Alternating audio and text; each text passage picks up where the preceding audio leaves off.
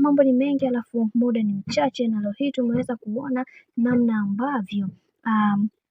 Zuchu alivyoweza kujifungua. Sasa kuna taarifa ambazo zilizoweza kutokea kipindi cha nyuma kuhusiana na matatizo ambayo aliweza kuyapata bibi Zuchu wakati anajifungua, jambo ambalo hata mama yake mzazi lilimfanya aweze kushikwa na pressure na kuweza kudondoka na kuweza kupatiwa kitanda. Hili jambo limeweza kuwafanya watu wengine waweze kupigwa na butwaa juu ya hizi taarifa, kwa sababu imekuwa ghafla sana, na pia wengi wao wakasema kwamba kiukweli bibi Zuchu amekuwa ni kipenzi cha watu, na mara zote watu wote wanatamani kuweza kuona bibi Zuchu akiwa katika misingi na mikakati iliyo bora, lakini ndo kama hivyo mambo siku zote huwa yanabadilika. Hivyo kwa hiki kinachoendelea sasa, wacha tuone mwisho wake itakuwaje, kwa sababu kuna mengi ambayo yamekuwa yakitokea na wengi wao wanatamani sana kuweza kuelewa juu ya hiki ambacho kinachoendelea. Lakini wakati dada yetu kipenzi yuko Reba, kuna tatizo ambalo lililoweza kumpata ambalo lilimpelekea madaktari kuweza kuzungumza kwamba kuna mawili, tukakosa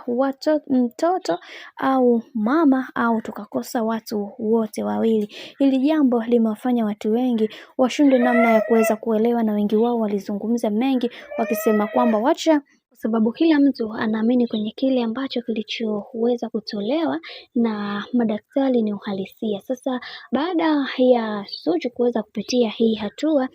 tuliweza kuona mama Dangote aliweza kupata mshtuko na kuweza kupelekwa hospitali, jambo ambalo liliwafanya watu wengi waweze kufunguka vingi, wakisema kwamba kiukweli kwa hiki kinachoendelea sasa, yatupaswa kuweza kuwa makini na kuhakikisha kila kitu kinakwenda kuwa sawa, kwa sababu kuna mambo mengi ambayo yameweza kutokea na wengi wao wanatamani sana kuweza kutambua hili. Hivyo yote ya yote tumeweza kuona namna ambavyo mambo yalivyoweza kutokea, na wengi wao wakasema kwamba wacha tuone mwisho wa haya yote itakuwaje, kwa sababu kila mtu anaamini kwenye kile ambacho kilichoweza kutokea, na wengi wao wakasema kwamba kwa hiki kinachoendelea sasa tunatakiwa kuweza kumuombea bibi Zuchu, na tunamshukuru Mungu kwa kuweza kutoka salama, kwa sababu kila mtu alitamani sana kuweza kuhakikisha kila kitu kinakuwa katika mikakati na misingi iliyo bora zaidi, kwani kuna mambo mengi yameweza kutokea katika maisha. Hivyo kwa hiki kinachoendelea sasa, Mungu anatakiwa kuweza kuwekwa